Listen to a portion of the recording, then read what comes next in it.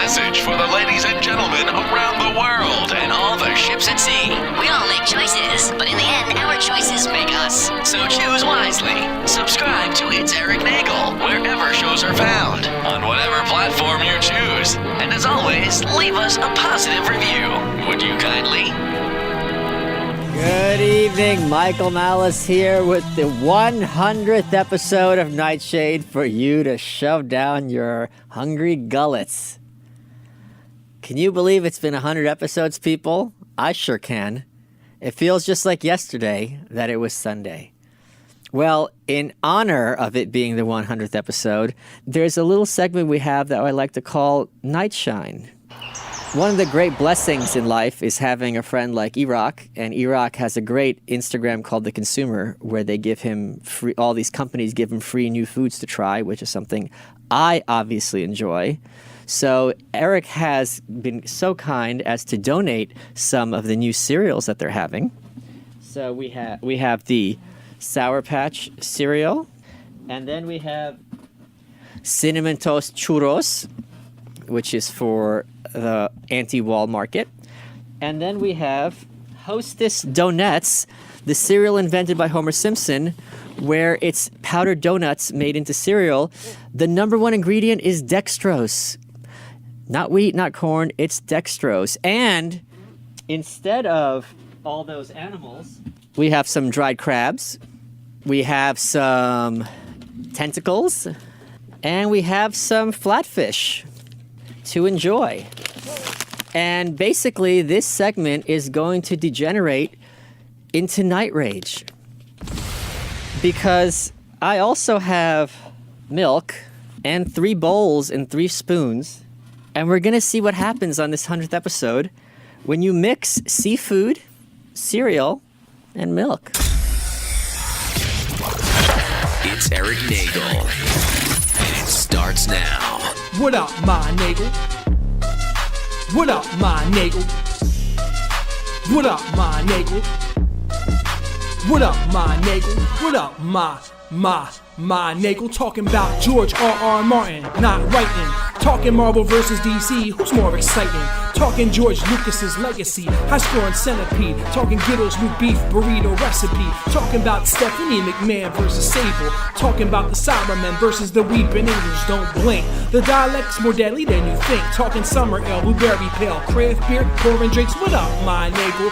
Deadpool 2 features Cable. Talking Funko Pop, celebrity signed a label. Talking online gaming, bitching and complaining. Talking E-Rock, kissing the feet of Matt Groening. Warner Brothers properties, Superman's a mockery. Weird Al concerts, Kevin Smith's debauchery. Rick and Morty fun zone. The Lego build team, can I have your attention? Possible Donkey Kong kill screen. What up, my Nagel? What up, my Nagel? What up, my Nagel? What up, my Nagel? Ladies and gentlemen of the universe, the next voice you hear. It's Erik Nagel. Hello and welcome to another edition of It's Erik Nagel. That is myself. Over in the upside down is Gittles. Hello. And over in the right side up is Trevor. Hello, Miss Lady. Phone number's open, 651-SMITHERS. That's 651-764-8437 if you want to be part of the program. It's Erik Nagel across the board on social media. Follow us on Facebook, subscribe on YouTube, and remember, tell 2 friends. You can get this podcast anywhere podcasts are found, on a plethora of platforms. A plethora? Yes. Of platformers. Okay. I was trying to go... You're trying to pluralize it? Loud now. Were you trying to pluralize plethora? No, platform. I tried to say platform as plethora, and I said platformera, and it didn't work. That was the first continent of when the world was being created. Yes. Yes. Right next to Rand McNally. Exactly. I want to go to there. Yeah. Anyway, on today's program, we've got a lot to talk about, a lot of entertainment stuff in the second segment, as we usually do. But for this segment in particular, lots been going on.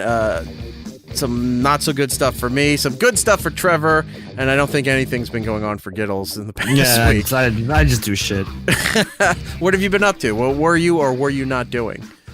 I just didn't do anything. It was like really cold the last couple of days, and what I usually like to do is like wander around and like check out some like neighborhoods and take pictures of like art and stuff like that. And I just didn't do it because it was so cold. So I just kind of like sat around, caught up on some Netflix, played some video games. But overall, just a lackluster week in the new year of just bumming out because it's a high of 8. Oh, 8 for you. It was 4 the other day when I went to go to work. Oh yeah, it was like 4 like 2 days ago. It was brutal. And Monday night was actually 0. Mm-hmm. It was insane. Yeah, it was freezing cold. You didn't want to really go anywhere or do anything. We had a storm that was supposed to come the end of last week. Right after we did this show, the next day was supposed to be this big storm supposed to hit the East Coast, to the point that on Friday, the state of New Jersey and the state of New York declared state of emergencies going into Saturday night, which is when the storm was supposed to hit, where they had all their emergency services out on the road. They closed all the major highways, including like I-95, I-80, for anybody but passenger cars. Like, so commuters, buses and stuff. Yeah, livery drivers and trucks, all that stuff were not allowed to be on the highway after noon. Noon on Saturday was the ban put into effect. So everyone is expecting this horrible snowstorm, and then they were saying it was going to be followed up by rain for a horrible ice storm with this deep freeze. So the storm comes, and where I live in New Jersey was in the 5 to 8 range, borderlining the 8 to 12. Now, if you were in New York City or where Giddles is in Brooklyn, it was just saying maybe 1 to 3, if not rain. So, you guys were on the outer edge of it. You weren't supposed to get anything, and you didn't. Yeah, we got rain the whole time. It was actually pretty nice. It was like 35 and just raining, and I was like, oh, this kind of sucks. So by me, it was snowing around 8 o'clock, and it goes for about a couple hours.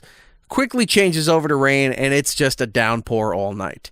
I get up the next morning, it's like nothing ever happened. Everything's dried up, there's no snow, everything's gone.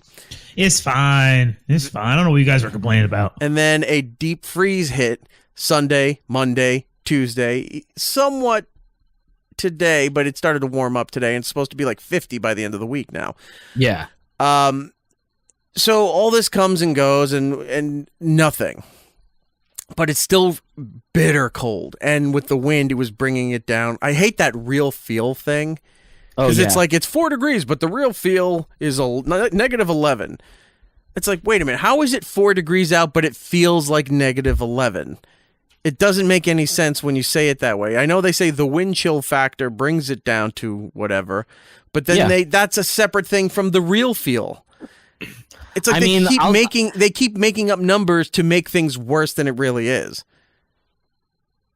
Yeah, like when you're walking around in it and it's like it's not windy, like it's bearable. Like if it's like 8 degrees and not windy, it's like, oh shit, it's cold. It's but, like, bitter cold, you feel it, but you can still walk around.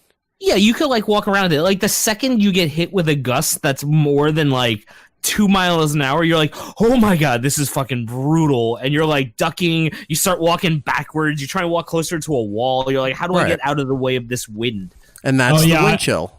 Yeah. I work where I park the car is literally a block off the West Side Highway. Oh, that's the worst. The water's right there. And this morning it was just like, oh well, it's supposed to be warming. Oh my god, go.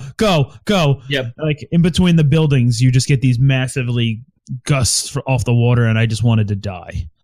And I'm wearing a sweatshirt, 2 jackets, like spring jackets, and then a winter jacket. And I'm still like, I feel this in my bones. This was the first time that I busted out the winter jacket for the season. Because normally I wear a hoodie, hat, and gloves, and that's it. And I'm pretty good to go. This was the first time I actually had to get the winter jacket out because the wind was so bad. So my commute's not too bad. It's mostly indoors. I take a train. But you still got to walk the city, still got to walk to the train, etc. It's 4 degrees Monday morning. I get to work.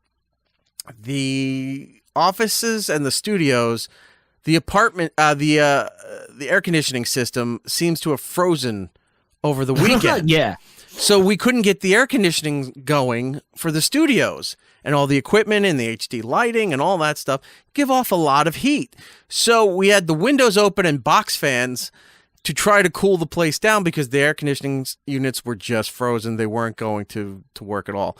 So I went from 4 degrees to almost 90 degrees in the span of 5 minutes. And, you're just stripping down to the basics just so you can, not die from heat exhaustion.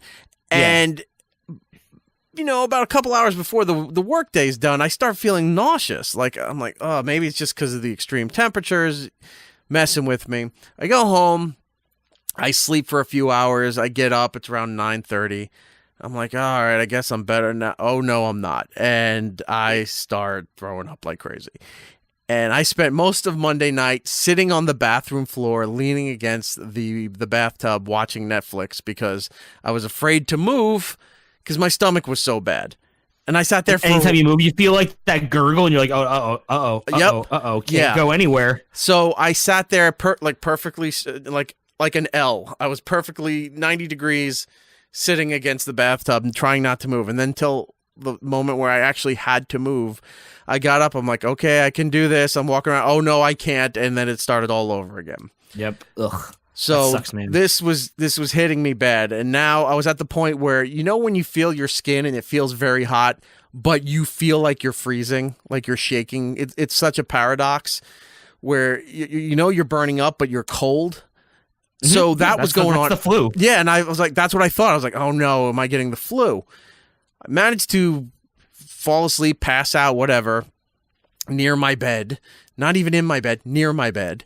And I'm just sleeping there with a blanket. And I get up on Tuesday morning. I walk around a little bit. I'm still feeling a little nauseous, but okay, nothing's happening. It's going on. All right, I'm fine. I go to work. I don't eat anything, and I'm nursing ginger ale and Pedialyte all day. Get home. I'm like, okay, cool. This is all right. Wait a few hours. I try, basic soup, like chicken broth. Liquids. Yeah, chicken broth with actual chicken and everything freshly made. So I have a bowl of soup. I'm like, okay, staying down. I'm pretty good. Half an hour later, nope. Started all over again. So now night 2 of mostly sitting on the floor, trying not to move so that I wouldn't, explode again. And that was my horrible evening. And I woke up on Wednesday. And I was like, all right, this has got to be gone now. Because it wasn't the flu. This is obviously a stomach bug. But I didn't have the other flu symptoms anymore. Like Monday was the worst night. But I don't feel like I have a fever anymore. I'm not freezing anymore. I'm feeling okay. Just my stomach is killing me. So I'm like, all right, I'm going to get ready to go to work. And just as long as I keep moving, I'll be fine. And it just was not allowing me to. So I actually had to call out. I was like, I can't do this. And then I find out other people at work had the same thing. And I was like, did you guys all eat the same thing? Did you get like catering from something or takeout? No, it's just a lot of open mouth kissing. I think that's really what did it. That makes that's why you do tongues only. No, but that's open mouth kissing. No, you just wiggle your tongues together. You don't have to actually lock lips. Yeah, but it's still a fluid exchange. Basically is what I'm saying is we all gave it to each other is pretty much what it is. No, I don't know what it was. Gross. I haven't eaten anything, and we're actually fairly clean at that place where everything is scrubbed down with the Clorox wipes that are viral and bacterial, the Lysol sprays, the mics, everything's cleaned thoroughly. I'm picturing it's like that scene in The Rock when like the bear poison comes out and then like all the suctions just start sucking all the air out to like keep it clean. Right. So everything's thoroughly clean. We have the Purell dispensers. It's a bit overdoing it, but you have to when you work in a place where people are constantly coming in and out all day long for different shows. So Wednesday we were recording a little earlier this week. I just was sitting on the couch staring at TV, not moving. I actually had to go out to the supermarket to pick up some more like Pepto-Bismol and stuff. Yeah. But other than that, I was just sitting there like afraid to move. That has been the hell that's been my 3 days. So that sucks, dude. It does. You gotta get over that shit. I'm trying. I had that stomach bug last year, and it was like it wiped me out for like a week and a half. Like I just couldn't do anything. I wasn't eating anything. I tried like orange juice, water, saltines. Like it's just ugh. All right, Thank You you just for gotta saying like sit saltines. around and that's it. Thank you for saying saltines, because everyone's been telling me, "Oh, get crackers or saltines." And I'm like, it's not working. Anything I put in right now is just upsetting my stomach and comes right back out. Yeah, You know, it's because it's just like the most basic food you can get. That's like I know. It's just like crunchy bread, you know. You try saltines, you try even basic crackers. I've even tried. I have the big sourdough pretzels, which is along the same scale. I tried doing that with some ginger ale, and the ginger ale is helping just relieve a lot of gas because I'm belching all over the place. But whatever else is going on is not doing the trick because nothing is staying down. And now I'm 3 days into this without having eaten anything other than just liquids. What's your go-to ginger ale? Whatever I had in stock, because I don't drink ginger ale. Schweepies? Yeah, the Schweepies or the Canada Dry? I think it's Schweepies.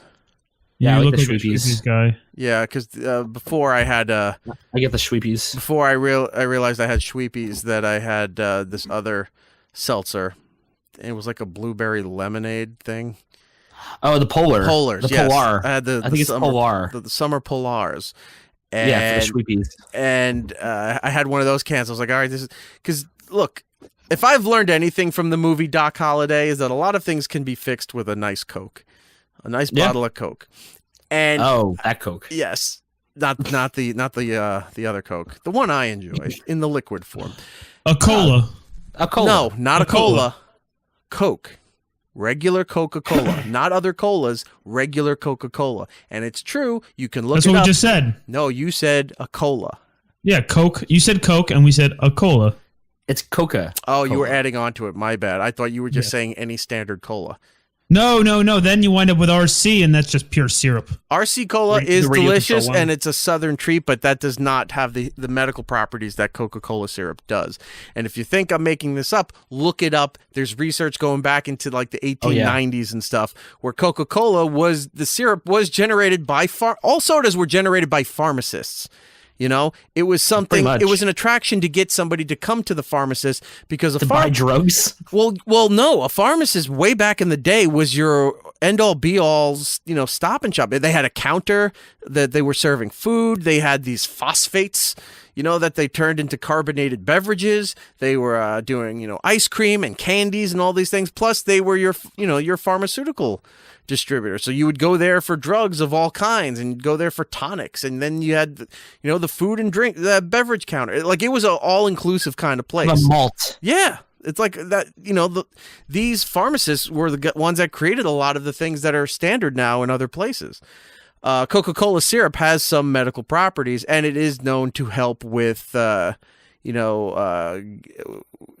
have intestinal gas problems and other digestive issues and things like that. Spare amounts of Coke syrup has been known to help these minor things. So I thought maybe I don't drink that kind of soda anymore. So it's just like, I thought I'd have some can somewhere, and I didn't. So I wound up going for no emergency can of Coke, no break in case of stomach ache. No, because I used to have the Mexican Cokes, the bottles in the fridge out in the garage, but I had nothing. So I had to go to the Polars. And I had the blueberry lemonade, and then I discovered in the back that I had something of diet ginger ale. So I was like, oh, that'll have to do. Threw some in the fridge because you can't drink it with ice. It's got to be cold, or why even bother? Why don't you use ice? What the fuck was that? Trevor's trying to do sound effects. Stock cheesy sound effects that come pre-programmed. It was some shitty crowd noise that he thought was going to be clever. Do you have the one where they go, ooh? That's what I typed into YouTube just now. What? Wait, what was that? Do that again. No, please don't. Don't turn my show into that. Yeah.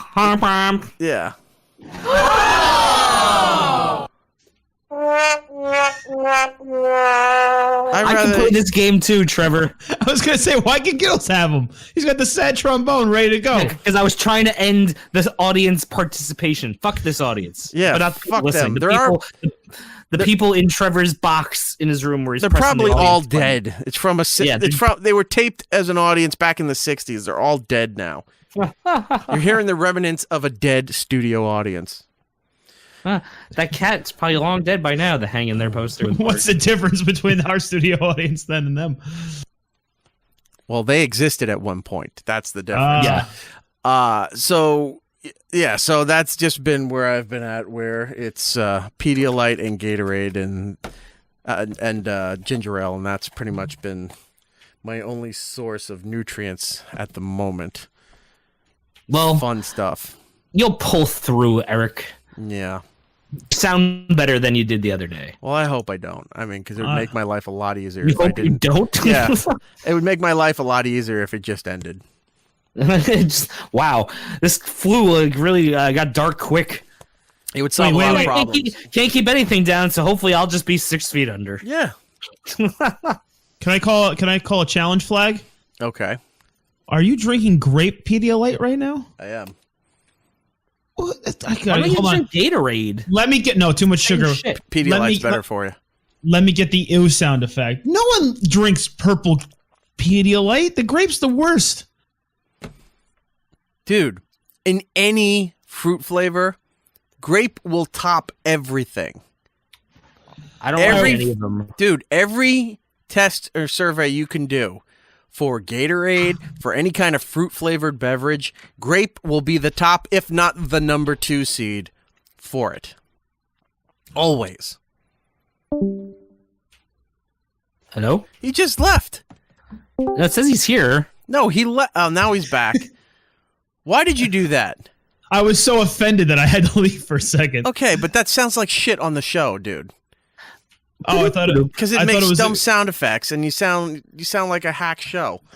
Oh, that's what I wanted the sound effect to go. He left. Like, remember back when you left AIM and the door would shut? What is with you and the Foley work today? You're doing, I'm going to shut it off so it makes that sound effect. You have dead audience, oohs and ahs coming in here. Yeah, did you get something for Christmas? Like one of those little boxes? Like, eat my shorts, eat my shorts. Trevor didn't go away to Disney World. He went to one of those dumb morning show boot camps where they told him that this shit is what people love to hear and how to do professional radio. Learn how to be a DJ boot camp. Dude, you work for the guy who created the morning show format, and even he thinks this shit is hack. He speaks at those things. They pay him a lot of money. Yes, he should. He's the father of the entire concept, and even he knows that they watered his format down to a laughingstock, and he abandoned it a long time ago, as he should have. That's why he's the legend that he is. Do you want me to give you his number? I have his number. Anyway, I should call him right now. Do you know what your protege is doing? It's 8:14 on a record day. He watched Jeopardy. He's in bed. Yeah, it probably is. He gets up early because he's a professional. He's not playing this nonsense. Grape is the worst flavor in anything. Whether it's the vitamins, it's the medicine, the Gatorade. Grape is the worst at everything. Even the Jolly Rancher, it is the worst flavor. It is. I think it depends on the company. Like some grapes are good, some are just really bad. I'll when give your you mom that. gave you cough medicine, and when you were a kid, and they're like, "It's grape flavor," and you're like, "No, it's ass." I'll give you that it's not the best Jolly Rancher. It really is not. But as far as the other flavors, it's the best Robitussin. It's the best of the cough syrups because cherry just always tastes like cherry in candy form. Cherry always tastes bad. Candy form, drink form, or medicine form, they all taste like cherry medicine. They take like those Luden's cough drops. I disagree fully. I guarantee you, anyone who's listening to this show here, tweet at us, Instagram, Facebook, whatever you want to do, and tell Trevor if you agree or not that Trevor thinks grape is the worst flavor for anything, and I gotta contradict him on this and say it's really not. It's probably the top flavor over everything. Like, if they have like a lemon lime flavor, I don't mind that. Like when they try and do the bubble gum flavors and like the candy flavors, they always taste terrible. Horrible. Yeah, even in Japan. But I always remember like what was like not Pepto-Bismol, but I always remember getting a cough syrup as a kid that like it came in like that little like spoon that your parents had to give you, so it would like fill with cough medicine. The yellow kind of spoon. Like, it was like kind of like chalky, but like thick. You know what I mean? But it was like pinkish yellow, but it wasn't Pepto-Bismol. I think maybe it was just like what they had to give kids like medicine when you were young. I remember being like pretty young, and it was like, but it was a weird flavor. It didn't taste like. You sure it wasn't Pepto-Bismol? No, maybe it was because it had like a similar flavor to like Pepto-Bismol. I mean, it was like they had generic ones, you know. Oh yeah, maybe that's what it was because we were poor. Gittles, gun to your head. Favorite Fanta flavor? Go. Click. Not grape. I don't drink Fanta, so Nobody I don't drinks know. Fanta. You'll drink Sunkist. You don't drink Or Fanta. If you're drinking Fanta? Fanta, you're drinking orange or grape. Like I don't know anyone who drinks any of the other flavors of Fanta. No. You're not an apple Fanta guy? An apple Fanta? Apple? I've never They heard have- of apple Fanta. Orange, grape, pineapple, strawberry, apple, cherry, mango. Nobody's drinking apple Fanta. No, if they're that's- drinking apple anything, it's a juice. It's like Mott's. That's what they're drinking. Apple whiskey is delicious. Nobody's because you're an alcoholic. But other than that, nobody's drinking apple anything. I've never heard of an apple soda. I've seen apple sodas. Oh yeah, Oh, you there's apple have? soda. Oh yeah. Okay. Like the bodega on the street, they have this. It says Sidra, but it's like a cider, and it's like an apple soda. It's like basically that's what cider is. You know, I'm it's like a looking bubbly. up apple Fanta here because now you've piqued my interest. Oh, I yeah, think look this at might that, be a apple consumer Fanta. review. Yeah, apple Fanta. Do you drink the bottle or the can? It's green apple. Apple? Oh, there the is a 20 green apple. I'm looking at the regular red apple here. Yep, there's a green apple. There's a blue raspberry. Wow, there's a lot of different. Blue Fantas. raspberry. Fanta's a weird one. Blue raspberry, I think, is the worst flavor possible. I I know. don't really like it. I know. In the last 15, 20 years, everybody got on the blue raspberry train, and it replaced a lot of other flavors and candies and things like that by adding blue raspberry to it. Like the blue raspberry blow pop sucks. The blue raspberry Jolly Rancher, because they took the lemon out of the main mix, sucks. Blue raspberry in anything really sucks, especially in drink form. I've seen. The only one that was like okay was like the blow pop one. Like the blue raspberry blow pops were okay. See, I just said that, and I think they're horrible. See, I didn't mind those though. The number That one. was the only blue- one I didn't mind. Like I didn't like the Jolly Rancher ones. The number one blue raspberry had to be the slushy. Like when you went up to the slushy machine, you really only had your choice between blue and Oh, you cherry mean at the icy? beginning of life. You mean the ices? Yeah, I said Slurpee. Yeah, it had like the spinning Slushy thing. That was is- like slush yeah. puppy. Yeah, I think So- something like The that. one where they put like the one where they put the liquid in first and then fill it with the slush. Yeah, Yeah. I think. Yeah, I like those. Yeah. Those are good. Slush puppies. I do cherry on that if I do them at all. I'm not a big Slurpee fan or an icy fan or Hush Puppy fan, but if I do, I would do. Hush puppy. Yeah, isn't there a Hush? There was a Hush puppy's like a fried thing. Yeah, no, but there was a brand that had a dog on it. I think. Yeah. That's the what's it called? The Slush Puppy brand. Slush puppy, Thank not you. Hush puppy. Yeah, that's the one where they have all the different syrup flavors and they put that in and then they put the ice in after. Yeah. I like those. And there was a bodega near me that had it and they closed down and I'm very upset because Yeah, there's it's Slush the Puppy. only place I can get one. There's Slush Puppy. There's icy. 7-Eleven has Slurpee. I'm not a fan of the blue at all. Blue anything is just usually not good because it's either that fake awful blue raspberry taste or it's cotton candy, which some reason blue associates with cotton candy in some formats. I don't get why. Doesn't it mean if it turns blue you're pregnant? Well, according to the Today Show Lasagna. article, lasagna, if it's blue, that means you're having a boy. Fucking Wow. gender release parties. Gender release. lasagna. It's reveal, not release. It's a not an album. release. Gender release lasagna. Go into the world, lasagna. Gender. All right, that's a show title. I was gonna say. Gender release lasagna. No, gender reveal lasagna. Different. It just got to the point where that's the other extreme. Like the one extreme is that non-binary gender pronoun thing, and then on the other side is you have some dumbass millennial couple thinking that if they dyed their lasagna blue that's going to be an awesome way to tell the family on Sunday dinner that they're having a grandchild. And then they come out, they're like, oh yeah, we're having a boy. And then they come out, they're like, no, this is the gender reveal lasagna. And they're like, oh no, you ate the old lasagna. And then everyone dies. That was the one we were keeping in the back. How did you get that? Yeah. I think the cheese turned. Yeah. That This would be what we gender said. reveal cake is purple. Are you having twins? Oh, there's a knife in this cake. What does that mean? You're all dead. What? Yeah. This party took a dark turn. Yeah, what kind of reveal was this serial killer reveal party? Yes, it reveals their death, their pending deaths. That would be a great new thing. Serial killer reveal party. Where everyone's in the room, someone's a serial killer, and we're gonna have to figure out who the reveal is. Wasn't that Clue? Shut up. Yes, it was Clue. Yeah, if you ruined my serial killer release party. If we were redoing Clue, I think. Why would you have to? Well, I'm sure they will at some point. But if we were to redo Clue, I think Giddles would be. Would you be Colonel Mustard or He's Professor Plum. Oh, Professor Plum. He's Professor Plum. Who would you be, Giddles? Probably Professor Plum. I'd probably be Professor. the character that they only created for the movie, and that was Tim Curry. Tim Curry's role. Trevor would be the singing. Trevor would be the singing telegram that got shot at the front door. I am your singing telegram. Boom. Yep. Yep. I think you're more of a Colonel Mustard. Me? Yeah. Okay, I could be Colonel Mustard. That or the French maid. No, Mrs. White. I don't quite have the chops for that, but I can be loud and irreverent. I could be Colonel Mustard. Yeah, that's you. All right. Cool. We'll have to work that down. I forgot where we never got to where Trevor was going.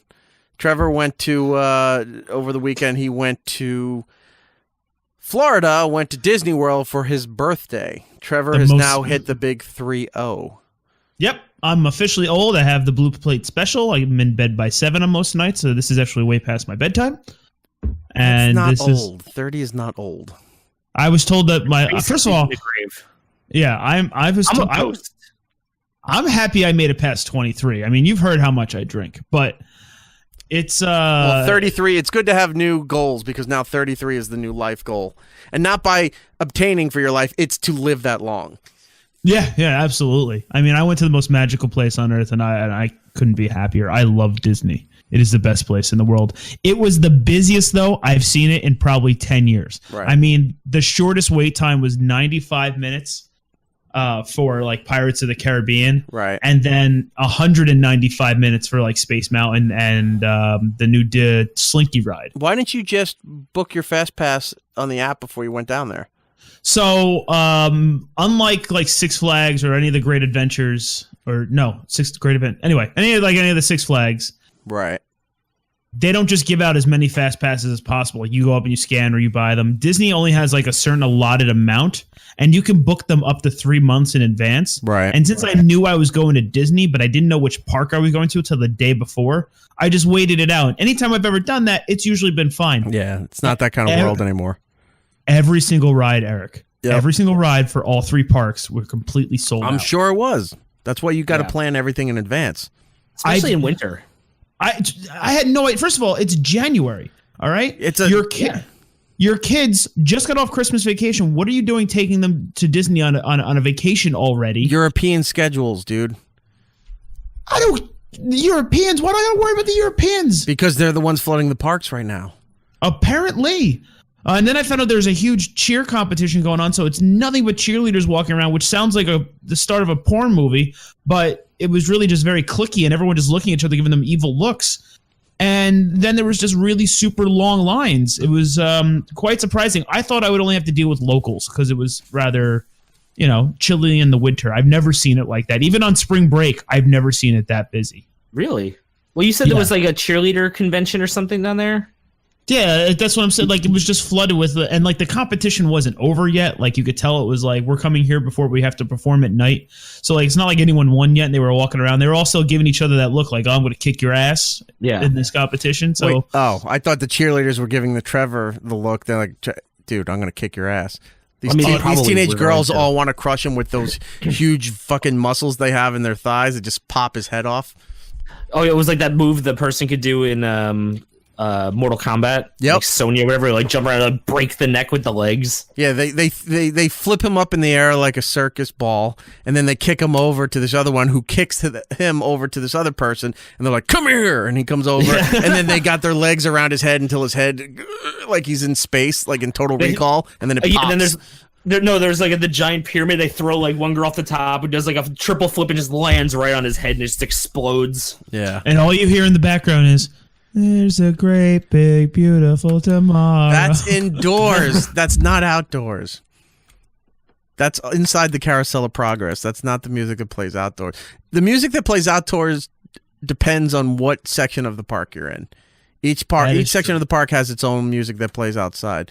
Which, by the way, you ever see women like in their 20s or even 30s, mostly in their 20s, who used to be cheerleaders but aren't cheerleaders anymore and haven't been for a while? That they get that weird little, like, the bottom part of their body is much bigger than the top part of their body, so they look disproportional. Oh, I didn't know that. Yeah, they're not Weeble people. I don't. No, but because being cheerleaders, a lot of the emphasis of their muscle tone is focused mostly on, unless you're the ones holding people up in a pyramid, it's all bottom, like your hips and your thighs. Like they have. Well, yeah. I mean, it's a lower weight thing. Like, right. That's how you have to hold people, because otherwise you'll break your back. It's just funny to see women in their 20s who haven't been cheerleaders since high school or college that have moved on with their life and they're not doing anything like that, and their body has not recontorted to, normal form. They're still holding. It's like when you see a football player in the 50s where they had this big tight chest because they were not the quarterback, but they were on the defensive team or something, and then all of a sudden, because all that muscle has to go somewhere, they get these big stomachs. I think the worst is like the older guys that you see who used to play soccer who have the biggest shins you've ever seen in your life. It's like, holy shit, those are like just tree trunks, but they're not big people, and it's only their shins. That's the same thing with cheerleaders. It's like just their shins. It's like, oh man, like when you run into a soccer player, you're like, yeah, you played soccer. Like those are fucking. You can't feel trunks. a damn thing anymore. Yeah, exactly. It's just always weird. It's like it's like half your body worked out and the other half didn't. And it never balances out, even though. Oh, yeah, man, on the bowling team, like my right arm, I could eat nothing but French fries. I was like, yeah, and to this day, you still have that big Morty arm. Yeah, I got the big Morty arm and the big French fry arm. It has its own mind. It kills on its own will, and you're just armpathy. Yeah. Anyway, enough about dumpy cheerleaders past their prime. Back to Trevor in Walt Disney World. So, what did you get to partake in going to Walt Disney World? I had the park hopper. So when started out at Magic Kingdom, did like Pirates of the Caribbean. But my favorite ride of all time, no matter what, is Splash Mountain. And the last time I was there, they were renovating it, so I didn't get to go on it. So the last time I was on Splash Mountain was when I was still super fat Trevor, and I could barely fit in it. So I really wanted to go on as slightly husky Trevor. And as I was waiting in line, the lady friend is not a big fan of the dropping into water and being really cold. So I was on it by myself, and I go through the whole ride. I'm so happy because it's, again, my favorite ride. They switched it so it's not as racist anymore. They really messed up like the audio quality. How many times are they going to keep updating that ride because people keep claiming that it's racist? Because, for those of you who don't know, Splash Mountain... Wild Ride? No, they got rid of that years ago. I think in the 80s that disappeared. Oh, yeah. No, for Splash Mountain is the the story of Brer Rabbit, and Brer Rabbit comes from a movie called Song of the South, which was done by Disney, but was quickly deemed too racist even for the time back in the day when that movie came out. That movie was never put out again. You'll never find an official legal copy of it anywhere. The only thing that survives from that movie are Brer Rabbit, the wolves. Were they wolves that are after him? The fox and bear. The fox and the bear. And so you got Brer Rabbit, the Fox and the Bear, the Briar Patch portion of the story, and the Zippity Doodah song. Now, the traditional version that everybody knew growing up, just in the world, was by Uncle Remus, the character who was the main focus of Song of the South. And it's this deep voice from this gentleman singing Zippity Doodah. So even back in the 80s, they switched it up because when you were online to go for the ride, they'd have the TV sets hanging everywhere, showing you the animated portions of the movie. I will point out that Song of the South was like a Mary Poppins style movie where you had real action and animation going on at the same time, like a real person there.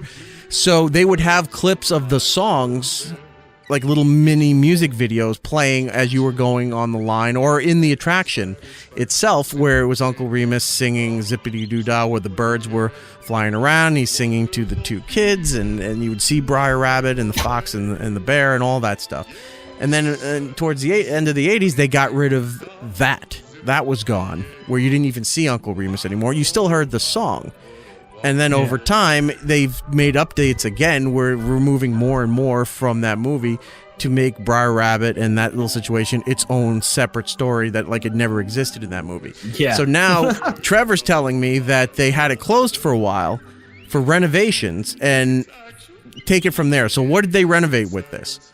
Well, when I asked them too, I said, I was here last year and they were shut down. Did you change anything? Because there's a lot of changes in all the rides that I've noticed, especially with like the Me Too movement. Like Pirates of the Caribbean, when you went through it, there's a portion real quick where you see the pirates selling off women.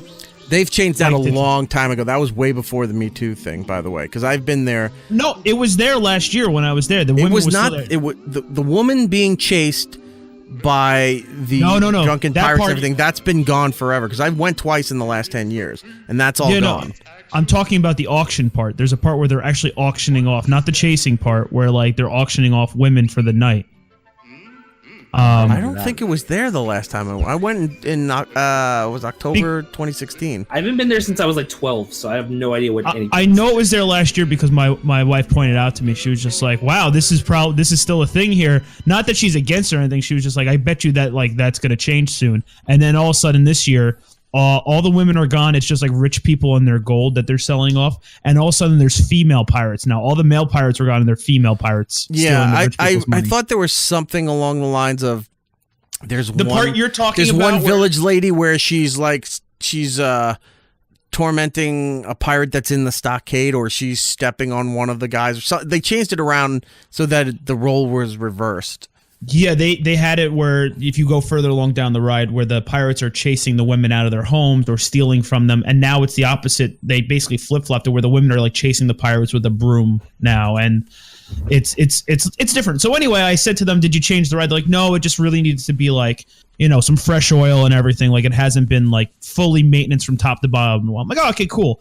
But then when I got on the ride, I love the song Zippity Doo Dah. I think it's one of the most catchiest Disney songs, and you could barely hear it. Like, you heard the Zippity Doo Dah zip, but then when it got to the verses, all of a sudden, like, is it still Remus singing it, or is it other people? Is it kids singing it now, or?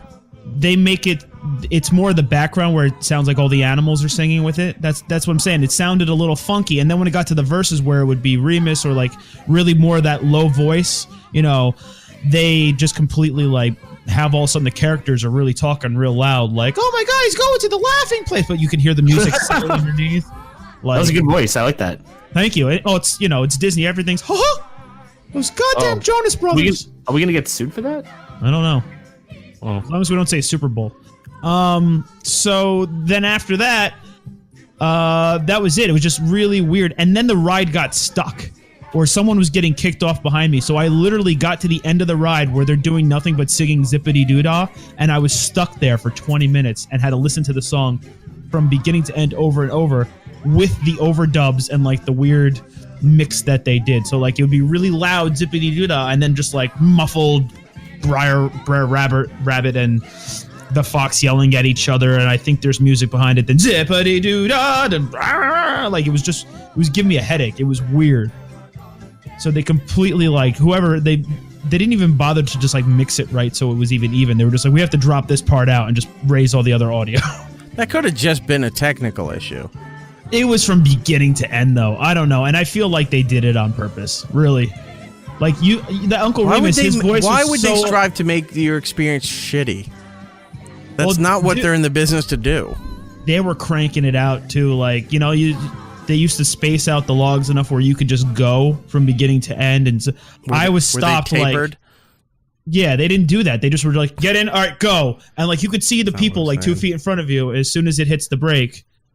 Like as soon as it slows down, everyone's just bumping into each other like it's bumper cars. So I don't know. I think they were just trying to rush people through the ride. Huh.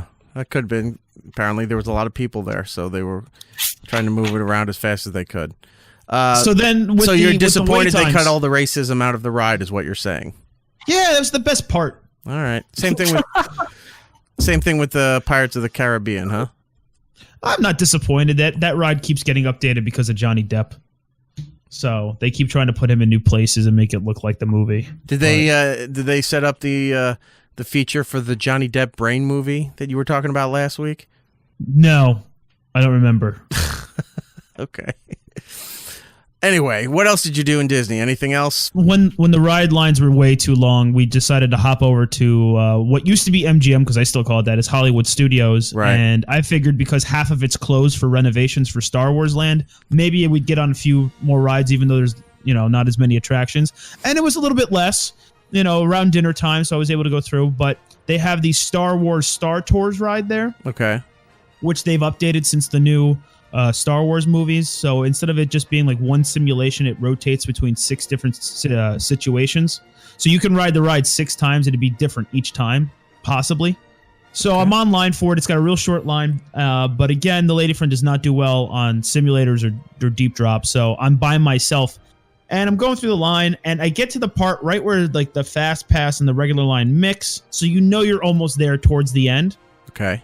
And it had the lady at the top go, do we have a party of one? A party of one. And no one's there by themselves. Everyone turns around. No, I'm not a party of one, not a party of one. But I'm there by myself. I am by myself. So I'm thinking I get to skip this line. I go, yeah, I'm a party of one. She's like, sir, can you move forward? And then I realized that I was Moses because the whole entire line split down the middle. And I then had to make this walk of shame. Was it all angry cheerleaders looking at you?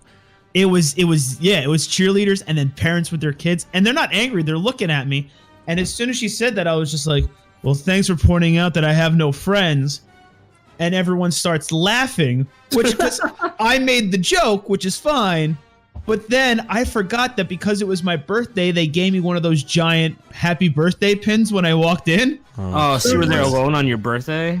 That's the thing. I'm walking through. I'm like, thanks for pointing out I have no friends, and everyone starts laughing like a good chuckle. And then this little old lady at the front goes, "Oh, and it's his birthday too," and the whole line goes, "Oh." You should have just turned and said, "You're gonna die soon." I just put my hood up then and just walked past them like Game of Thrones, like shame. Like, I was like, why is this happening to me? Why did the old lady have to point out I'm alone on my birthday? Because that's what should be pointed out, that there's this middle-aged gentleman riding all the rides by himself. Wait, you just said 30 wasn't old, and now a middle-aged man? Well, that's what I would have pointed out to the crowd if I was in there. I'm like, this middle-aged guy is over here celebrating his birthday by himself. I wouldn't shame him. In fact, I'd keep an eye on him, especially with all these cheerleaders around. It's the most magical place on earth. I didn't think someone was going to throw a dig at me halfway through my joke. Well, that's... okay. I don't know. So then all of a sudden I was sitting there by myself. I rode the whole ride very sad is my point. I'm like, oh. As you should have. Did you see the new Toy Story Land when you were over at Hollywood Studios? Yes, it's 2 additional rides. It's not. It says Toy Story Land, but it's only 2 more rides. Right. And so there's the Slinky Coaster, which had the 195-minute wait.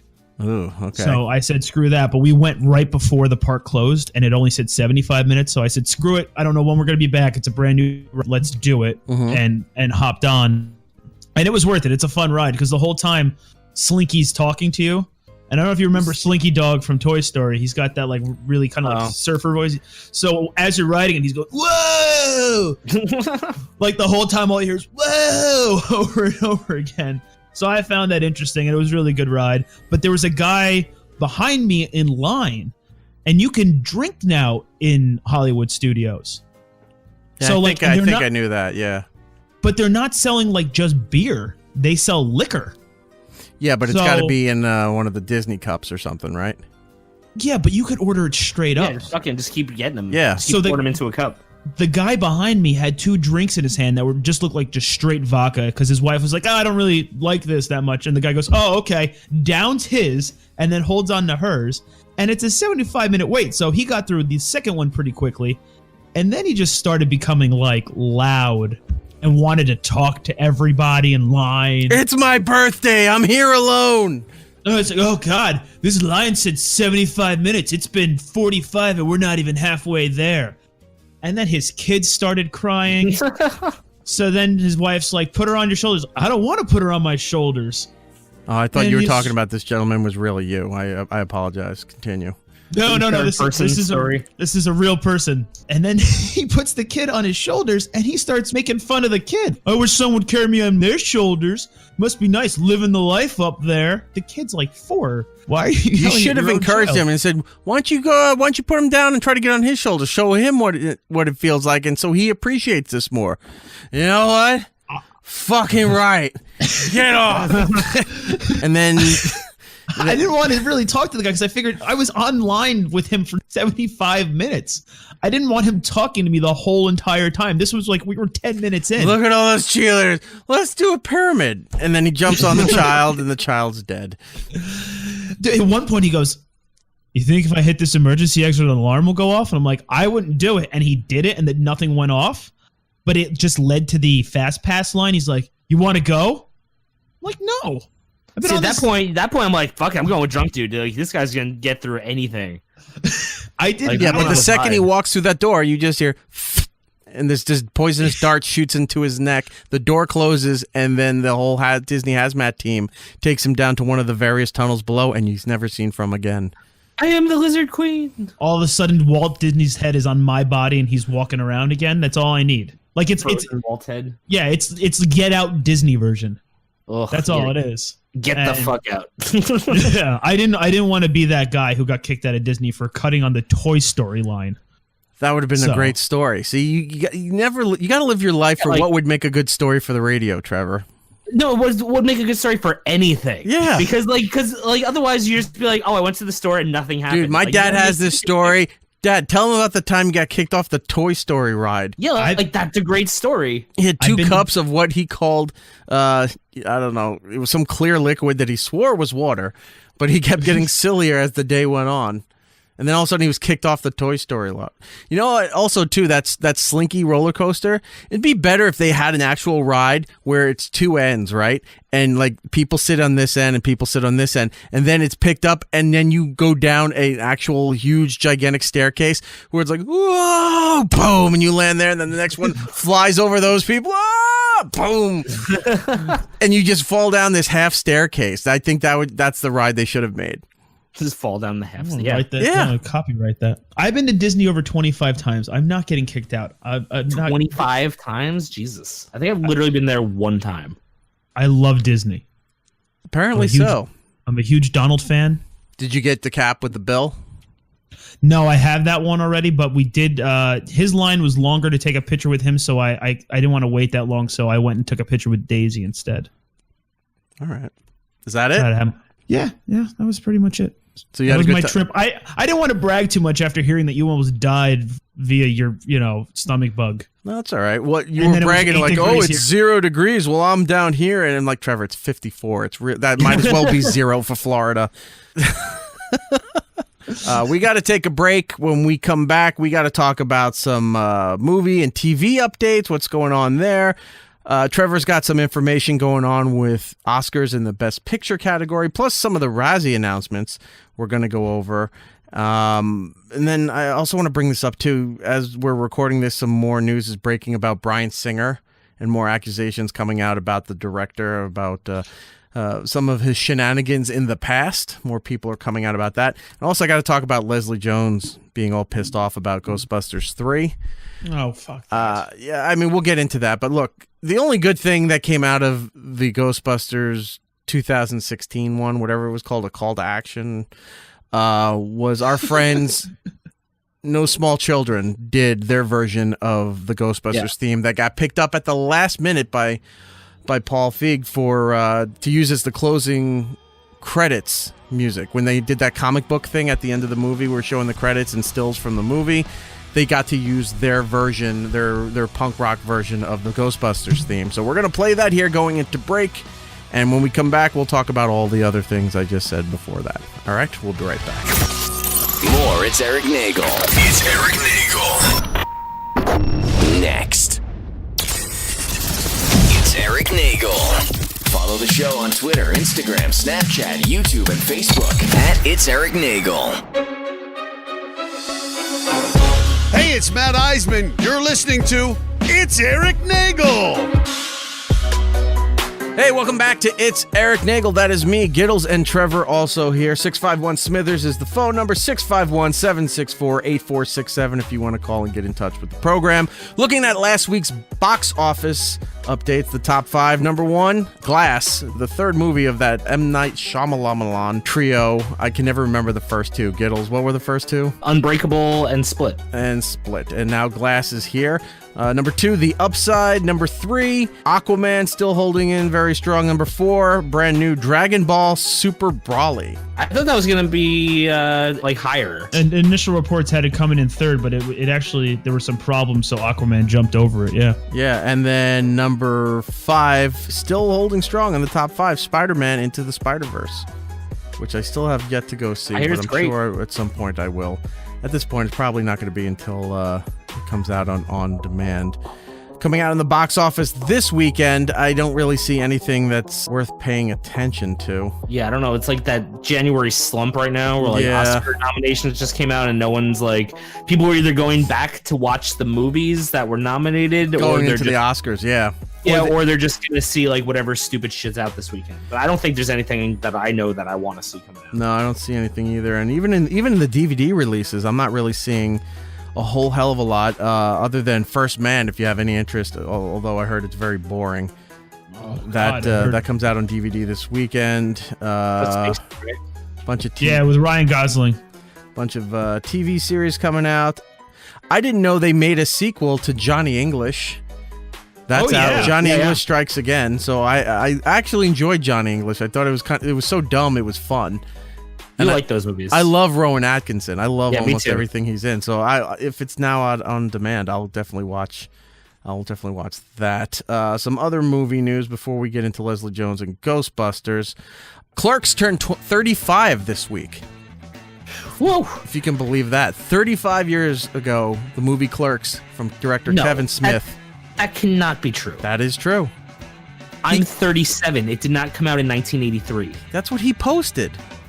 He must mean 25. Did I write 35 instead of 25? There's no way it's 35, dude. That movie came out in the 90s. Clerks came out in 1994. All right. Because, I know my age. All right. Typo on my part. It was 25 years ago. Yeah, let's shelf it. We'll bring it back in 10 years. Whatever you were just about to talk about. But anyway, Clerks is 25 years old. It's now available on Netflix if you have not seen it. I don't know if I gotta look because I haven't seen the movie in a long time. I'd like to rewatch it again. I don't know if it comes with the outtakes and the alternate endings that they had. Did you ever see those? I've never seen I saw them all on YouTube. All right. The alternate ending where Dante is shot instead of like a robber comes in. And then the outtake where they were at the funeral home scene continues, and they knock the casket over and the body falls out of the that was actually pretty good. I hope those are included. I want to see that because that movie messed with my head. I've only seen it once, and I don't have to ever see it again. Clerks messed with your head? Yeah, when she bangs the dead dude, I don't know, for some reason really messed me up on the inside. You know what'll mess with your head? Watch the Clerks TV show pilot. It's on YouTube. If you watch the Clerks TV show pilot on YouTube, it is horrible. Not the cartoon series, right? No, the live action one. Okay, no, I have never seen that one. Never seen that one? No, I'll have to go look for Brendan Fraser, not Brendan Fraser. What's his name? Hold on. Who did you mix Brendan Fraser up with? I can't wait to hear. Shut up. No, you're not. You're not going to want to hear this. Please find out who it is. Brendan Fraser from The Mummy. No, I know it's not Brendan Fraser now. It's the fucking dude from Half Baked. Jim Brewer. And I thought Brendan in my head. Jim Brewer Fraser. Jim Brewer would be so happy that you confused him with Brendan Fraser as long as it was The Mummy and before. Yeah, it's all the good era Brendan Fraser stuff. No, that's my bad. Yeah. No, but he's in it. He plays the Dante character. Huh. It's really, really bad. You should watch it. It's on YouTube. It's free. Somewhere I have, speaking of pilots, it's not available anywhere, but I have the advanced screener that they sent me before they decided to not even air the show. So Dane Cook had this show with Jeffrey Tambor where they were doing a Tambourine Man. They were doing a show about satellite radio, and Jeffrey Tambor was playing Scott Greenstein, who's the president of SiriusXM. And Dane Cook was playing this surly shock jock that was so difficult for the company and everything. He looks like Opie. Like the way he's wearing a hoodie and glasses all the time. He's gruff and he's just causing problems all over the place. But the real funny part is all the channel names and the programs they make up, because at Satellite we had 1 million channels for every kind of format, and then a bunch of shows on all those formats. The Wizard's Nest. And I forgot what they called the Rastafarian channel was hysterical. What they called the gay channel was really funny. And how old is this pilot? This pilot is I'm looking it up right now. I'm trying to find the date of it. Damn it, I'm not seeing it on there. Did he take it off the? Oh, it was for 2012. This thing was supposed to call. It was called Next Caller. Sounds horrible. Yeah, and so Dane Cook played Cam, the surly shock jock. And so anyway, what they would call the other channels was like hysterical and very offensive at this point now. And when you look at NBC. It was an NBC show that never really it got made. I think they had 6 episodes made. And I don't believe. Oh my God, he does look like Opie. Oh, it didn't make the break of dawn, if you will. It didn't see the light of day. Any other dumb cliches I can throw out there to describe this thing. So I have it. Cut the mustard. Yes, that's from the other show.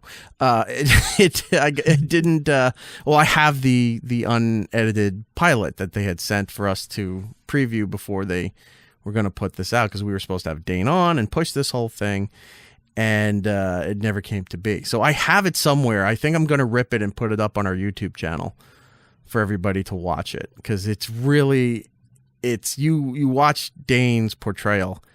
And you're like, I know exactly who that is. Exactly who that is. Well, that's just something to look forward to. Was there an E-Rock character? No, there was not. Boo. It was replaced by a black guy.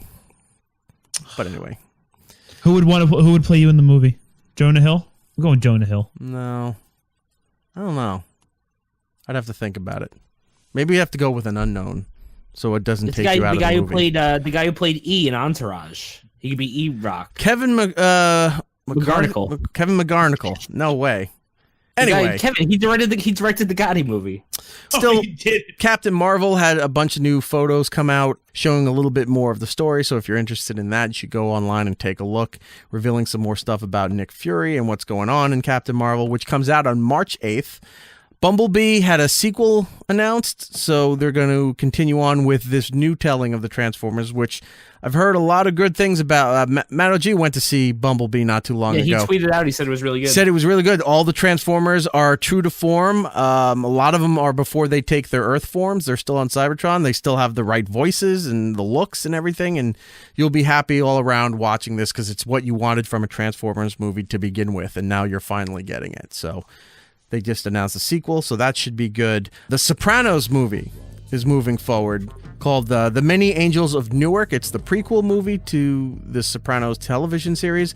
They announced Michael Gandolfini will be playing young Tony, who looks exactly like his dad.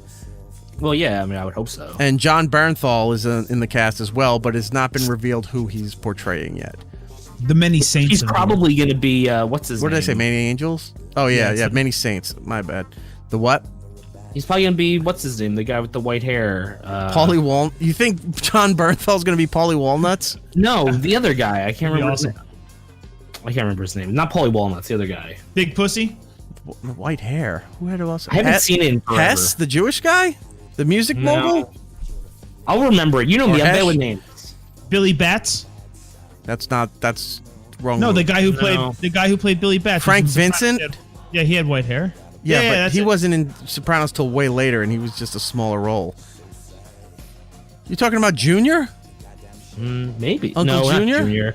Well, I'm trying to think of like who he would be as an aged person in that show. Like, how young is Tony Soprano supposed to be? So, like, if John Bernthal is now, that means that when Tony Soprano is younger and gets to his age, he's going to have to be an older man character. Well, The thing is So this: who it's in the. looks like him in that body shape. I you know thought, what if mean? anything, he was going to be like Steve, like little Steven's character, Saul. maybe. But he doesn't. I looked at a photo of him the other day. He doesn't really look like the face. It doesn't really look like the character, so I can't picture him as a younger guy.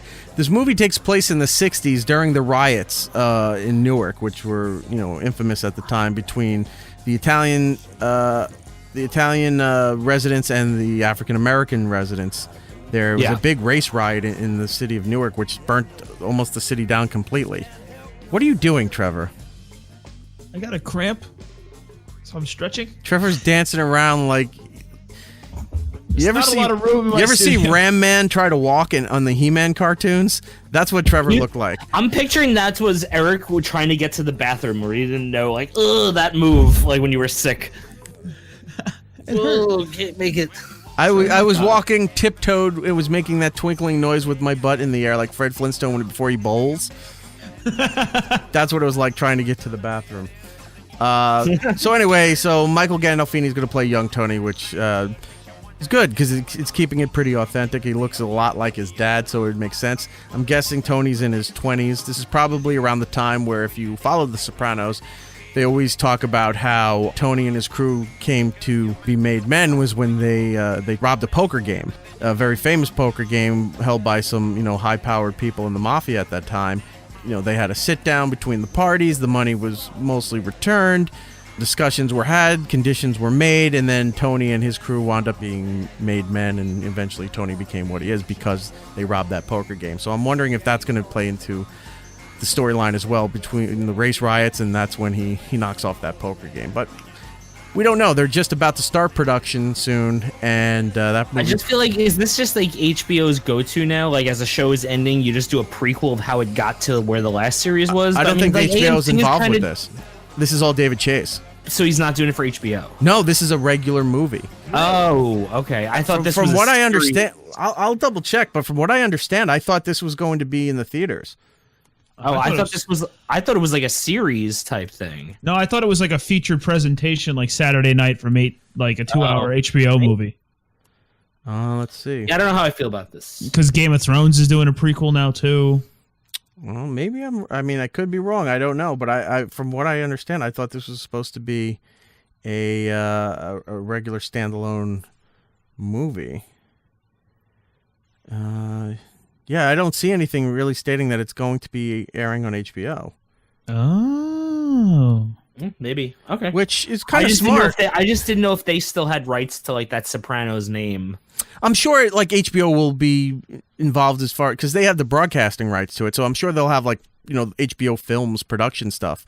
But I think it's going to be an actual box office release. Okay. Interesting.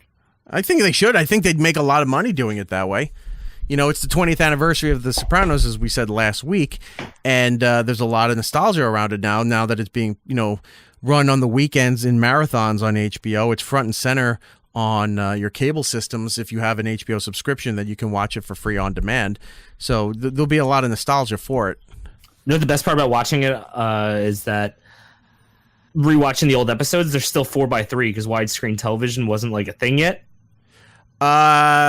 Unless they updated it on HBO, but like I had the DVDs and like it would have like the boxes, the bars on the side when I'd watch it on my widescreen TV. No, here's where I noticed the difference. When they show previously on, you can tell that was done on video because those are stretched.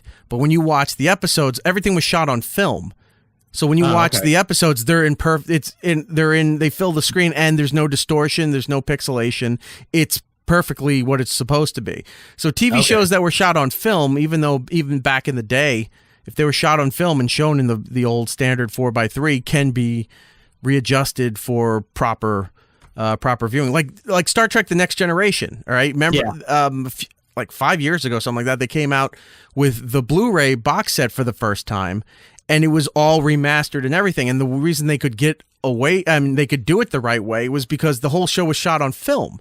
So they updated all the special effects, both audio and visual. They updated all these things and kept the original film intact, put out this box set. And I saw a few episodes of it, and it looks amazing because the whole show, was shot on film. So everything is preserved perfectly, and they just updated all the other stuff to it.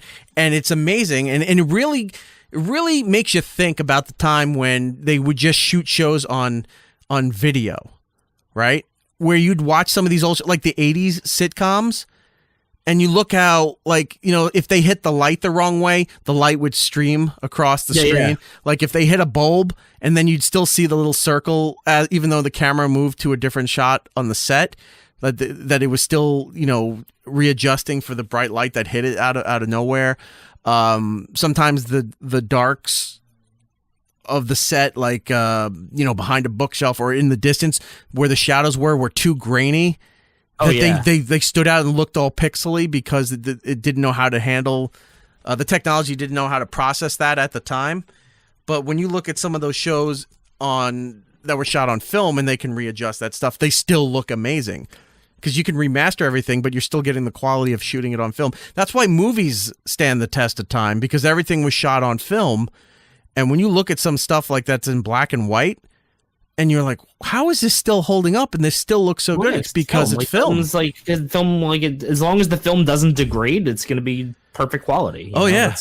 I mean, up until the digital era now, where like digital will never, you know, degrade over time. It just may look of the time, but the feel of the quality of the production is still always going to be intact. Anything that was shot on film, you know, thank God, because that gets transferred over and you still hold the quality of that particular time. Anyway, Ghostbusters 3. Let's get to that, and then we can move on to the TV stuff and get out of here.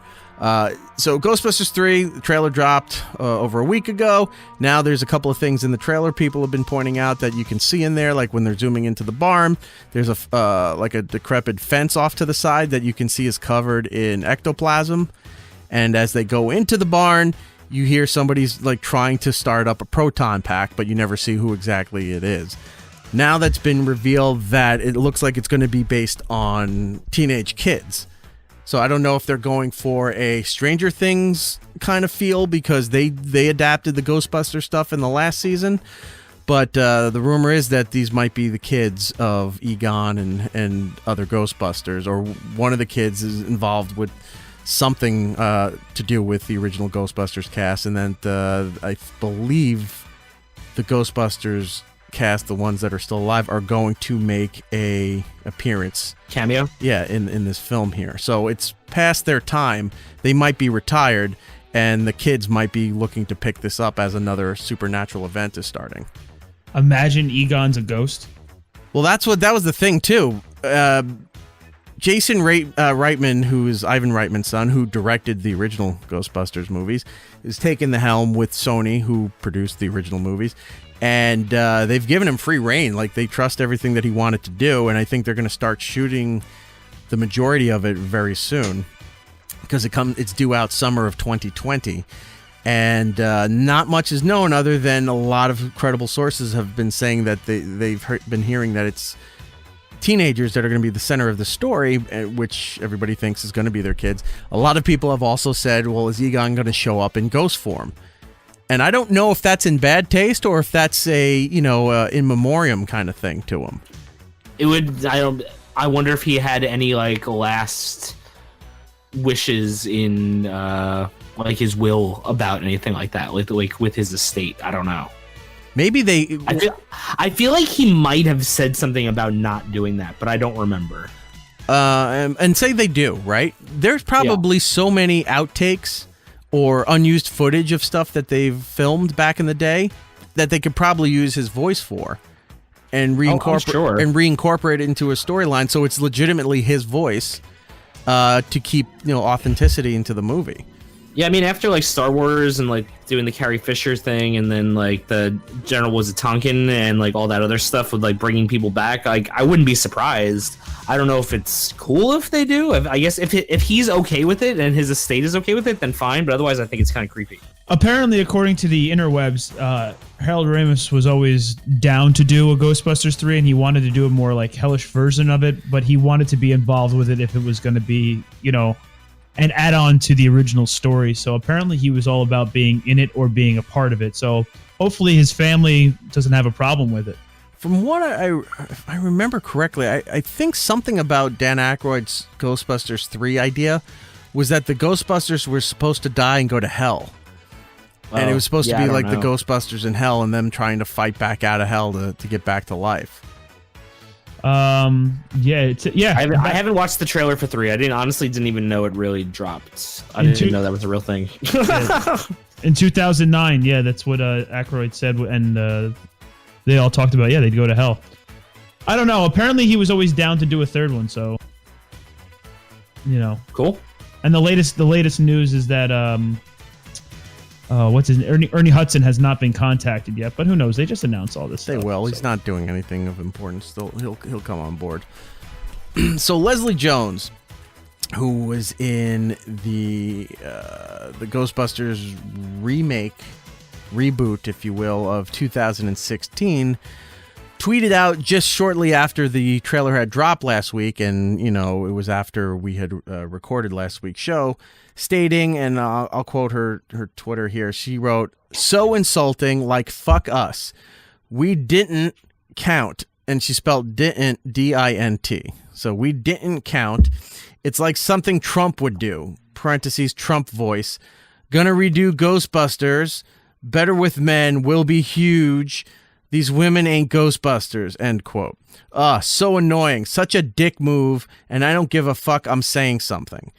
Now, she was pissed that the 2016 Ghostbusters franchise didn't get greenlit for a sequel before going back to the canon storyline of Ghostbusters and moving ahead with Ghostbusters 3.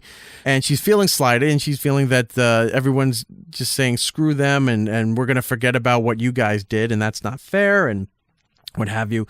But some things to consider is, one, we covered extensively back on the Satellite show the trailer dropping, which at that time was the most disliked trailer on YouTube when that thing came out, and all of the internet frustration, and then it, like anything, turns into weird, obnoxious hate, and then it just gets really vile against that females were being cast in the Ghostbusters role. And we were like, well, maybe it'll be in continuation of the storyline, like, this so many years have passed, they're the ones running the operation now, and the other guys are still around, or they're retired or whatever. And then it was released, no, we're not going to have anything to do with the original Ghostbusters. They're going to retell the storyline. They're changing everything, and this is going to be its own universe. And they changed everything, and that pissed a lot of people off. So the movie comes out. It does okay. It doesn't do well, but it does okay. And it didn't make the money back that it was supposed to. From what I was reading, that it was short like $70 million, which is a lot of money because they spent a lot of money. Production costs alone were like $144 million. But then you got to tie into marketing and international marketing and all these other things. And I think it only made like $220 million, which you think would be amazing. And yeah, it would if your movie only cost $30 million. That movie is like, oh my God, this was a godsend. But all that money they spent on this thing, and they were blaming the internet, they were blaming men, they were blaming a lot of other things for why the movie didn't do as well as it did. There's a whole bunch of different factors. But the bottom line is it's still a business, and it didn't make the money back that it was supposed to. So they were hesitant about putting out a second one when there's so much controversy around this thing and so much anger around this thing. So they went back to, well, you know what? We're not going to give up on the Ghostbusters franchise. Let's go back to the original ones there and try to tie that in as a try to like a make good, if you will. Sony's trying anything to keep this going. And I'm just like over Ghostbusters, like at this point. Like I like the first two, and like to be perfectly honest, I don't have any interest in seeing another Ghostbusters movie. Like I just don't. Like I like those first two, but I don't want to see Ghostbusters anymore. I don't know. I'm still interested in seeing it. I mean, I went and saw the 2016 one, and like Kate McKinnon was really good in it. I didn't care for the other people in there. It was just And then the storyline, I thought the story concept was interesting.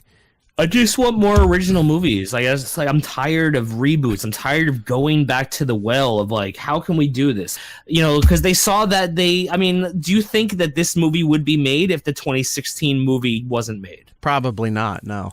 Exactly, because the 2016 movie came out and people were like, holy shit, people have a thirst for Ghostbusters. And then they probably saw all the other scripts and ideas that people were floating around. And then Stranger Things happened with season 3, which was tying into Ghostbusters.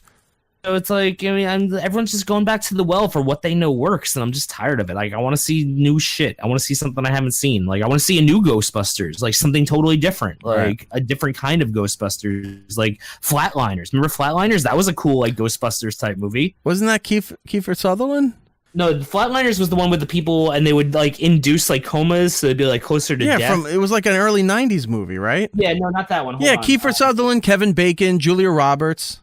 Yeah, no, I'm thinking of a different movie. Hold on. Billy Baldwin, Oliver Platt. Wow, there was a lot of people in this movie here. Hold on, I'll get the name of this one. Frighteners. Frighteners. Remember the Frighteners? Michael J. Fox? Yeah. I don't. You ever saw that? No. Who else is in this movie? It's a Peter Jackson movie. No, I never. John Astin, Gomez Adams is in this movie. Yeah, Danny Elfman made the music. It's fucking great. Chi McBride's in here. But it's like it's almost like a Ghostbuster-esque type movie. It's actually very like Tales from the Crypt movie. Like I was watching, I was like, this feels like a Tales from the Crypt movie. And then all the producers worked on Tales of the Crypt. I don't know, it's really good. What's his name is in it? Jake Busey's in it. I don't know, I liked it. But it's like a kind of Ghostbuster-y type movie. It's got ghosts in it. I'm putting that on the list too. I gotta watch that one. Yeah, I've never saw that. Wow, now I'm very intrigued. I definitely. I can't believe you've never seen Frighteners. Like, no. It's such a good movie. Okay, I will definitely.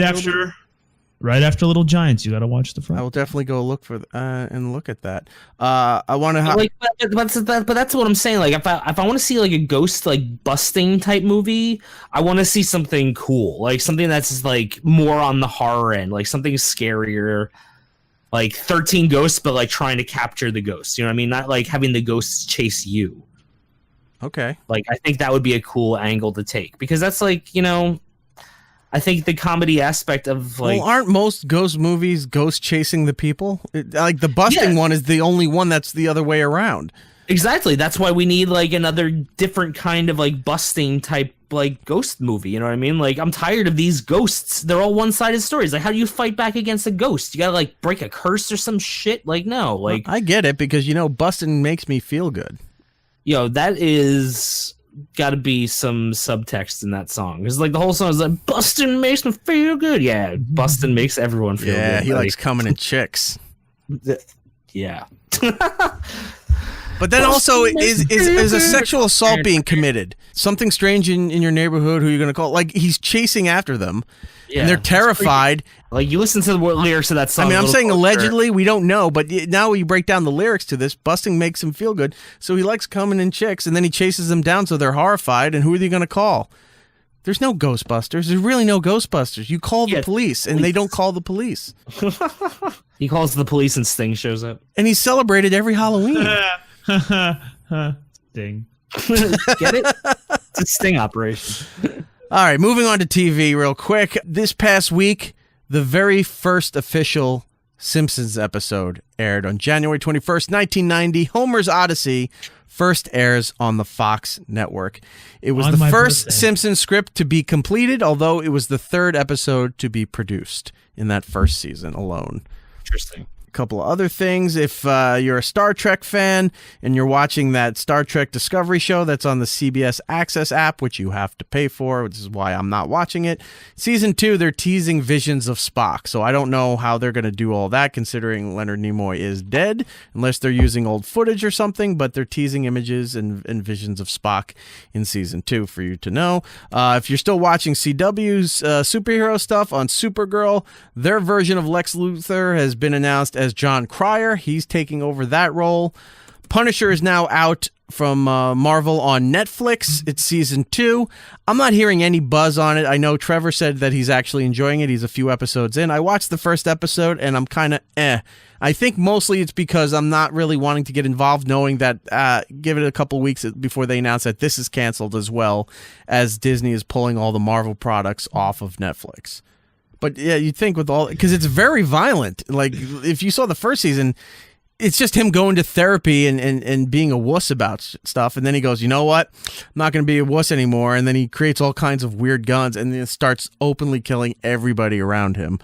And hold on. You saw the first episode. I'm 15 minutes in. I want to see some of these first deaths. season, Trevor. Oh. First season. And you saw how it ended with a huge bloodbath and a bunch of question marks. So now he's picking up here, and it's just very slow, like a lot of the Netflix Marvel properties are. They start off with one thing out of the gate, then it's slow for 9 episodes before it picks up right as it ends for the season. But I'm not hearing a lot of buzz about it, so I don't know if people are indifferent, or if it's actually not good, or the people like me are just afraid to be invested in it, knowing that it's going to be canceled soon, and then that's the last we're going to see of it. In reboots, which I know Giddles loves, they're going to be rebooting Fantasy Island. Well, jeez, the pain. I loved watching Fantasy Island because it was on back-to-back with The Love Boat in reruns in the early 80s, and I love both those shows. If you watch them now, they're corny as hell, but there was something fun to watch about them. And Fantasy Island is being rebooted, but it's going to take a lot darker turn. So I think they were comparing it to something like Westworld, I think, in one of the articles I read. But I would love it if it was more like, I love the show The Prisoner. Any of you guys ever see that?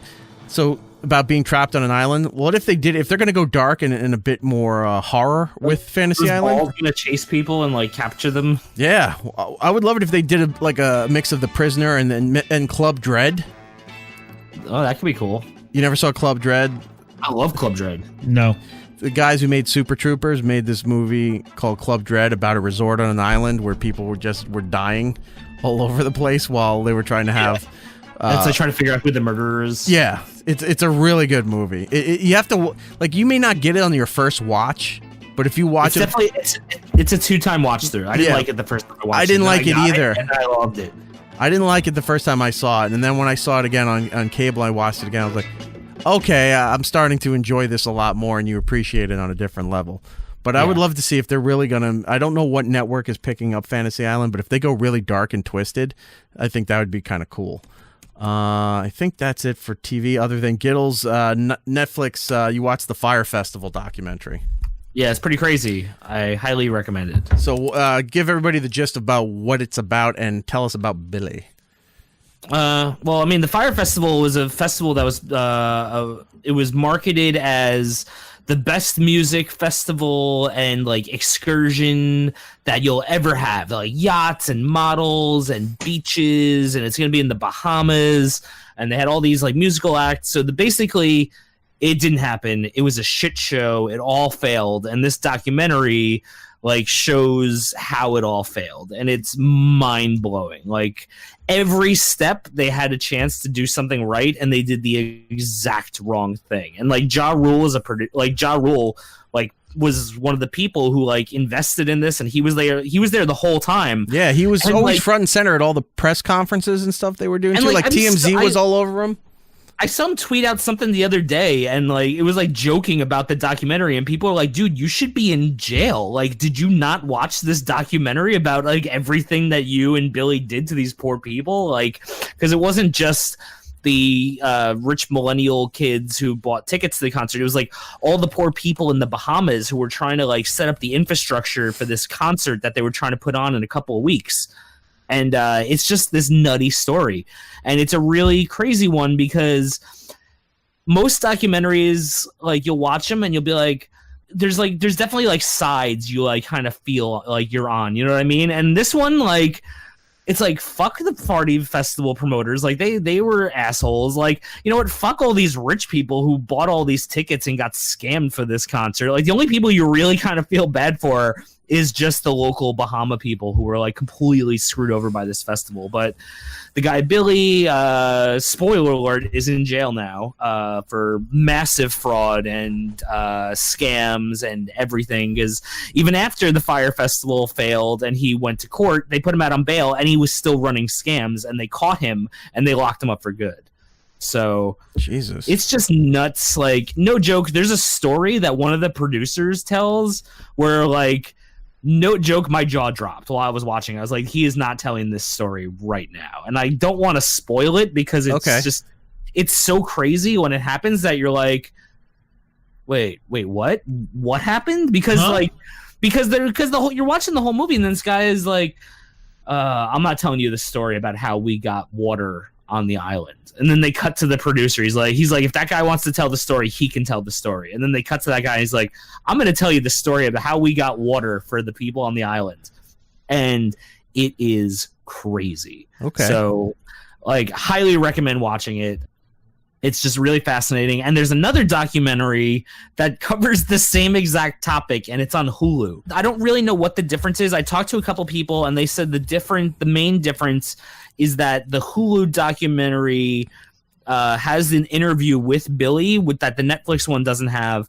And the Hulu documentary kind of targets just the hipster kids for like buying tickets to the island. Okay. And it kind of like takes it from a different angle. Whereas the Netflix documentary is basically like these people who put on this festival are the bad people. But also like if you bought tickets to try and go to Pablo Escobar's private island with a guy who learned how to fly a jet on Microsoft Flight Simulator, then yeah, like that's something that happens. So I could fly there. I learned it on Microsoft Flight Simulator. When the documentary was announced that Netflix was, they're saying it's coming out on, Friday, whatever. Apparently Hulu put it out their version a few days ahead of time. Yeah. To kind of take a dig to Netflix there, which I thought was funny. But it's like people got like really fucked over by this. Like there's interviews with people in the Bahamas who were like, I had to leave because I hired all everyday laborer on the island and told them that they were going to get paid to build all the stage and there was no money. So when I didn't pay them, they showed up at my doors with machetes and I had to like sneak out on a boat and move. Like it's like really fucked up. What were you just saying before you mentioned the pilot on the MS Flight Simulator? Oh, no, I said that the people who got really fucked were like the people on the island. Right. Because to build the massive infrastructure that they needed to put on this festival, they basically had to... I remember what it was. It was Pablo Escobar's island. Okay. Yeah. So I remember reading something. They were giving little blurbs of what to expect in the into the documentary.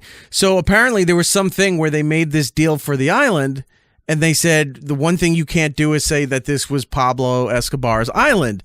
And they said, okay, and they did the agreement. And the first thing he did on his press release is like, this is Pablo Escobar's private island. So whoever owns the rights, or I don't know if it was a privately owned, or was it Escobar's family? Yeah. Okay. Dissolved the entire agreement, so they lost the island. 6 weeks before the festival was supposed to start, something crazy like that. So they just moved it to like the mainland in this one like town in the Bahamas. They basically just did it in the backyard of a sands resort, right? Where like there was an airport and like a hotel and stuff like that, and they didn't have any of the luxury accommodations they sold people. They told people they were going to have like private cabins and these like private luxury tents. And the only thing that they had to shelter people in were leftover FEMA tents from a hurricane. So it wasn't even like normal tents. It was just like these geodesic domes with air mattresses in them that were like wet because it rained the night before. People who lived on the island had to move because their lives were threatened because they weren't able to get paid. Like it's just a real mess of a story. It's fascinating to just watch something that could have been corrected at many steps, just people like hitting the gas in the opposite direction. Like, and there's people like talk about it, they're like, like the festival promoter is like, we can't cancel this because it's going to be really bad. And like people are like, do you have any idea how bad the press is going to be if people show up and they're stranded here and like almost die? Like that's way worse than not having a festival go on. And then they're just like, oh, you're so funny. Like that's the responses they were giving. You know what I mean? Like it's pretty nuts. Well, I'll have to definitely check this out. I saw it pop up, and like I said, I've been reading the news pieces leading up to it. So I'll watch the Netflix one, and I don't have Hulu, so maybe I'll find it somewhere else if I can. Or I have Hulu, but it's in my living room, so I have to go watch it in the other room. So maybe I know anybody with a Hulu account, so I can watch that documentary. I will definitely go and give it a look-see, if you will. All right, with that music being played, means it's time for the plugs. Giddles, what do you have? I have Gittlebase on the Twitter, Instagram, and Xbox Live. And that's it. I might do the mac and cheese takedown next month, but I haven't decided. All right. Trevor, what do you have? At Podcast Dummies on all social media platforms, YouTube, Instagram, Twitter, the whole jazz. New episodes posted on our YouTube page. You could also catch us on twitch.tv/Podcast Dummies. BTG Trevor on Twitter and BTG Rocks on Xbox Live. And that'll do it. For me, it's IHeartRadio across the board on social media, but more importantly, the show. It's Erik Nagel across the board on the social medias. Follow us on Facebook. Subscribe to us on YouTube. It is free. If you're listening to the show, you obviously know where to get it. It's available on a whole array of different platforms. Do us a favor and tell 2 friends so they can tell 2 friends, and it just goes down the board as such. I think that's about it. So until the next time, everybody, be excellent to each other. And have a wonderful time. And we'll be seeing you. I love you. I don't like you.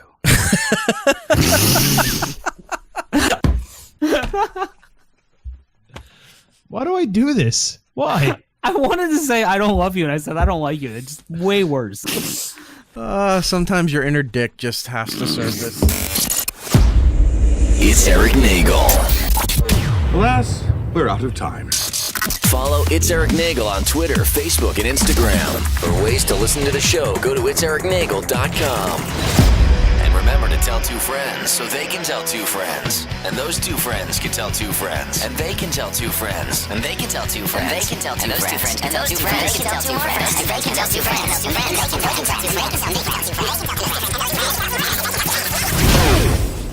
Well, you get the idea.